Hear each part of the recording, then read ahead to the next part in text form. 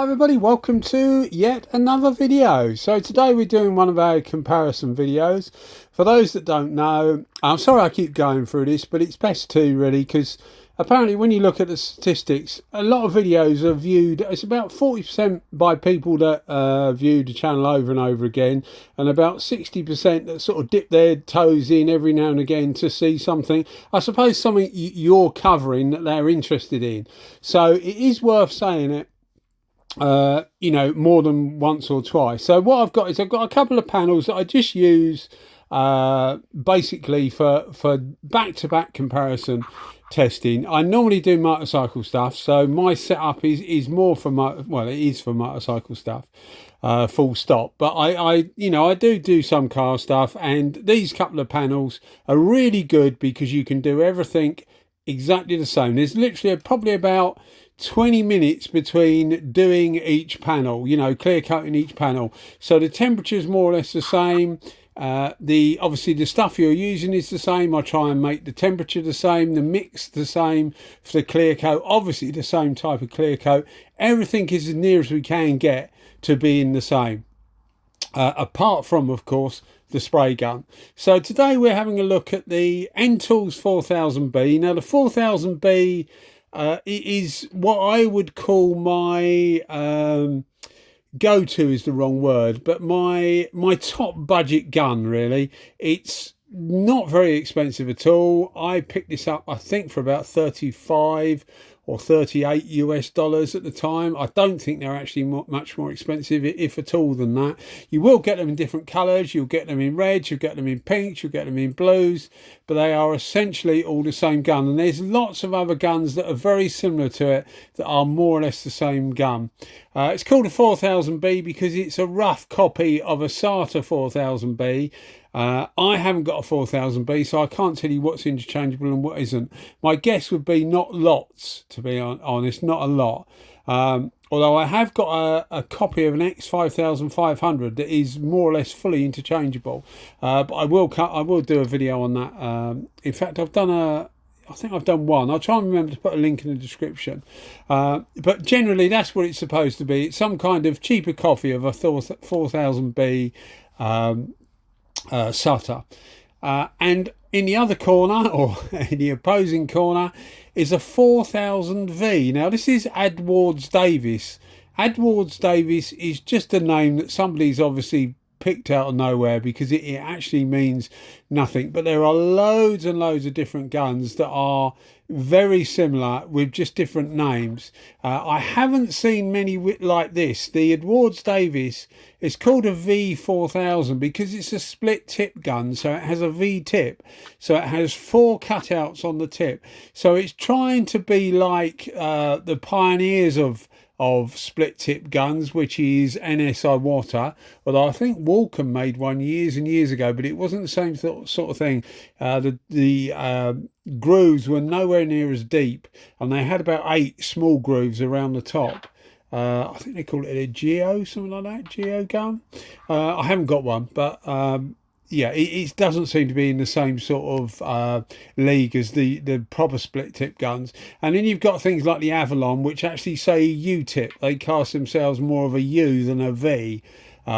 Just variations on a theme, really. Some have got 3 splits, some have got 4 splits. This particular one has 4 splits, so it's actually mimicking guns like the Wider 4L, the LPH 400, the WS 400, LS 400. All those guns have a 4 split tip. The Poorfish PRD 627, the 717, that sort of thing. So in my mind, when I first saw this, you'll see me heating up the clear coat, by the way. I often say don't do this at home, and I wouldn't advise you to do it anywhere really. Heating it up with a microwave actually works really well, and I'll put a link in the description as to why I do it, and you'll see how much better it flows. It does give you a better finish.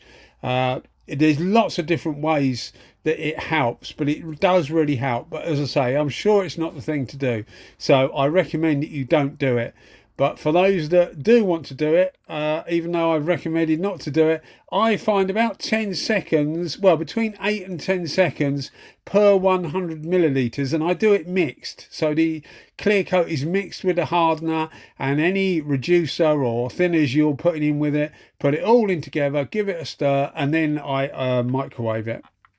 It's just what I do, and it does seem to work well. So going back to the split tip guns, this 4 split tip gun, the V4000, I was thinking to myself, well, this is good. It's something that it was dearer than the 4000B.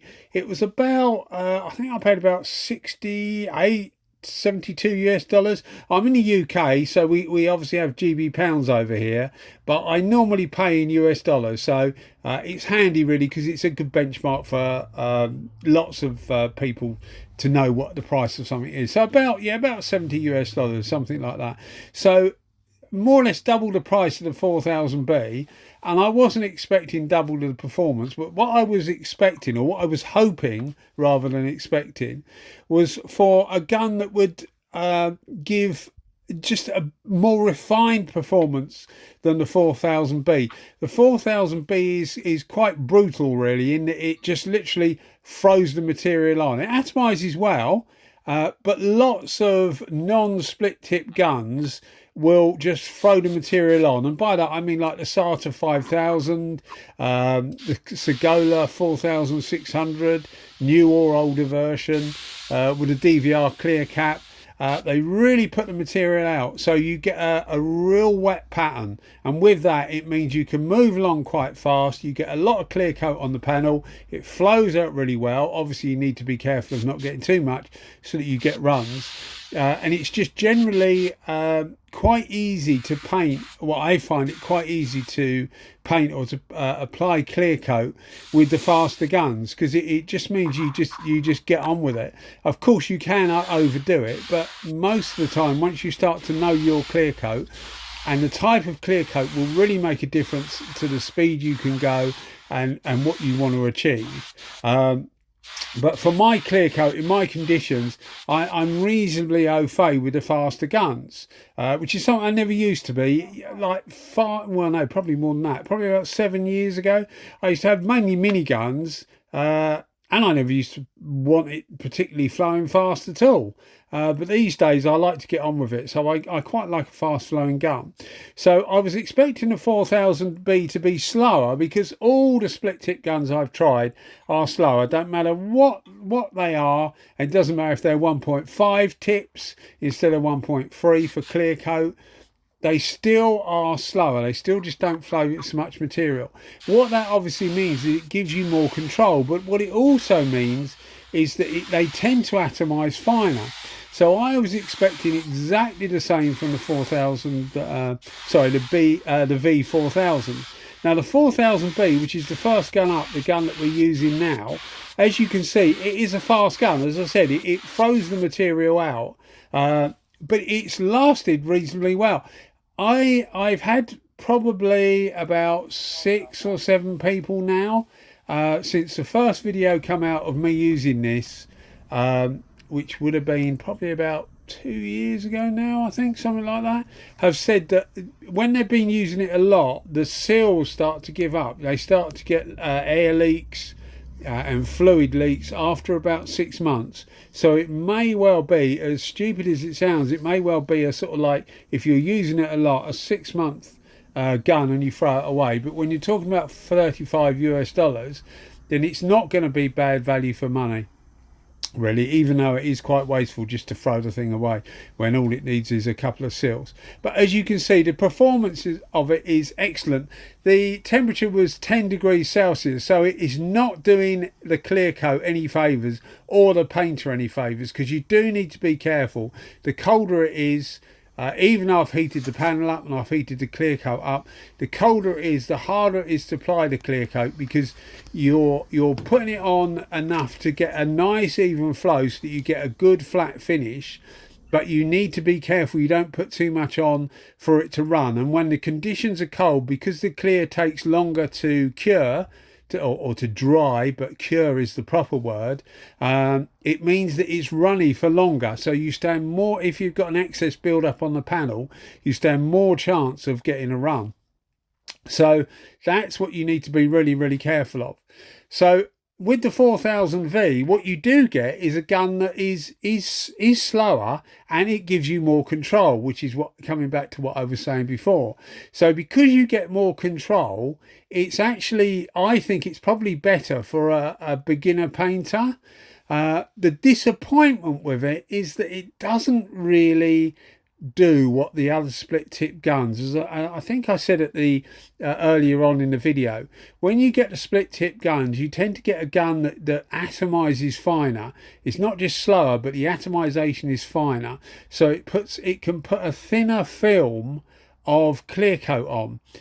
Just because it's atomizing finer, all the small little particles that hit the panel flow together to make a flat, well, as flat as possible surface. And it just does it by putting less material on, because the droplets that are hitting the panel are smaller, so they flow out nicely and you haven't got as much material on, so you can save material with them. What you don't save is time, because it just takes longer to do the panel, but it does give you more control. And there's a lot of painters that would prefer the control and the finer atomization over speed. It does depend what you want, which is one of the reasons why I use two panels that effectively don't matter. I'm trying to get as flat a finish as possible. Most of the time you see these two panels, it's flow coats, so they will look better than a clear over base. So if there's base coat on there and then you put the clear on top, but it isn't a lot. I know a lot of people say, oh, you know, you can't really go wrong with a flow coat, they're very easy to get right, which, I mean, a clear over base isn't particularly difficult to get right once you get used to it, but you can get, especially with a good quality gun, a good quality clear coat, just as good a finish over base coat as you can over a flow coat. And for those that don't know, a flow coat is effectively a clear coat that's been sanded. So if somebody did a smart repair on your car, say, or you were going to do a smart repair, after all, you're watching a painting channel, so maybe you're thinking about doing something like that. If you were going to you know, do a deep scratch or a dent on your door, so you'd get the dent out as much as you could, fill to get flat, sand, etc., prime, sand, and then you would sand normally the rest of the clear coat on that door. Depending on how big the repair area is, you might need to go into the other panels, but you would sand around that door. So effectively you'd be doing what I'm doing here, but I'm doing it without the repair. So there's no repair, so there's no paint in the middle or anything like that, but around where the area that you've repaired would just be sanded clear coat.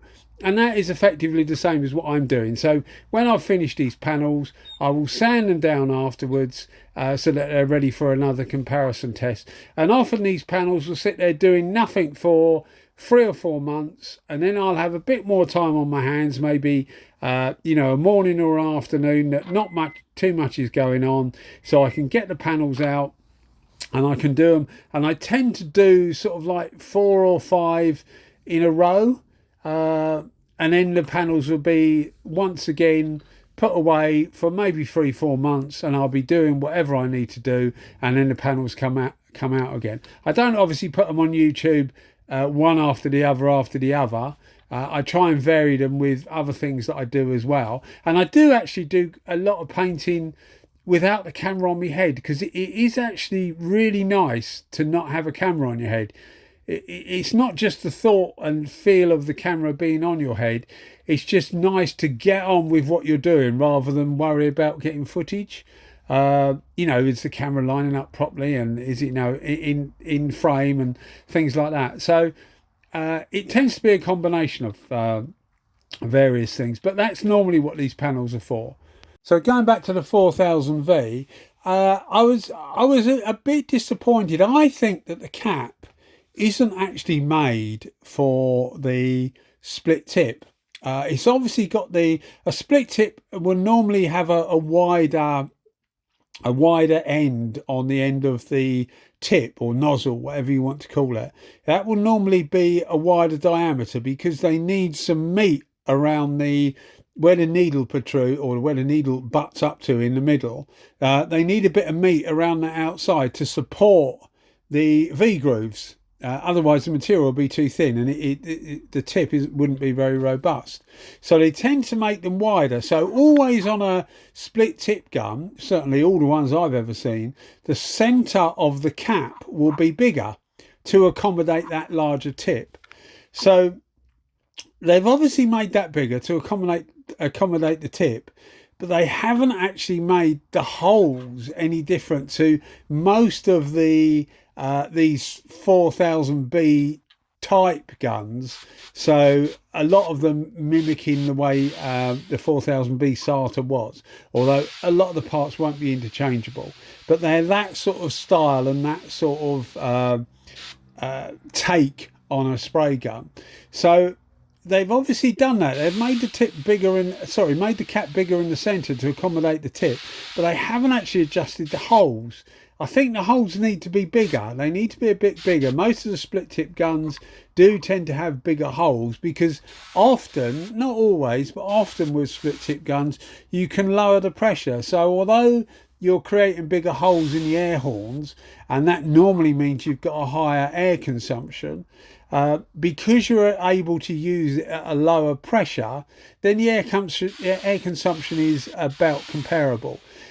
When I swap the gauge over on these two, this is the V4000 now, and you can see it's not as slow as a lot of split tip guns, and I guess that's one of the advantages of the way it's been made, is that it doesn't seem as slow as some of the split tip guns, but it is still slower than the 4000B. And what I was saying about the cap not being really relevant to the tip is borne out by the fact that when I changed gauges, if you look at the when I change regulators on the bottom of the gun, I use a diaphragm regulator. I'll put a link in the description about regulators because there's more to regulators than just telling you I was going to say the time then, just telling you the pressure.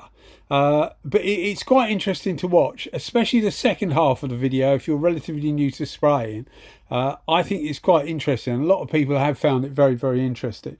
But when I swapped the regulator over on the bottom from the Ntools to the V4000, the gauge didn't move. It was more or less the same, which means that the air consumption of the gun, so the amount of air that gun is drawing, is the same. Near as damn it is exactly the same. I reckon it's about 12 CFM.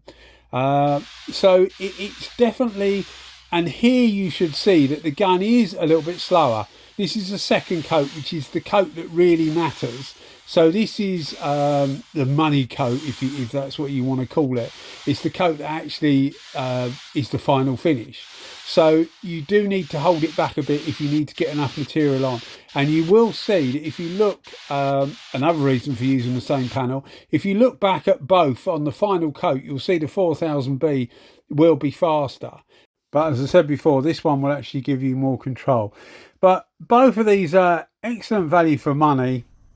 I was just a little bit disappointed that the V4000 you see here is not in. I thought it might be a cheap quality gun, if that makes sense. I didn't mean that by build quality, I meant finish quality, and it's like the 4000B, so good value for money, but still relatively average. Now when you look at it here, you'll see that it does actually give good results. Some of that's down to the painter, which is obviously me. Some of that's down to the clear coat, although I try and use a cheap clear coat, a U-POL 2081 in this particular video with a fast hardener. So the clear coat, or 10% thinners as well, or reducer. The clear coat's not helping the guns at all, which I like to do because it definitely makes me and the guns work harder to get a good finish. As you can see, or hopefully you can see, the pattern is a bit slightly squatter, slightly smaller on the V4000. It's also a bit wetter, it's a bit wider, but both of them will give you good results. But do think about the V4000 if you're relatively new to painting, because it will give you more control. It will slow things down, which may well be good for you. You know, it will certainly help you ease into painting rather than have something that's a complete cannon and you're getting runs everywhere, or you're so afraid to put too much material on that you're getting it on really dry. But as you can see, both of these give excellent results.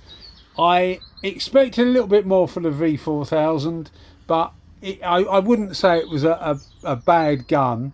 It's not a bad gun. I just hoped it would be a cheap porpish PRD 717 or a VS 400 NSI Water.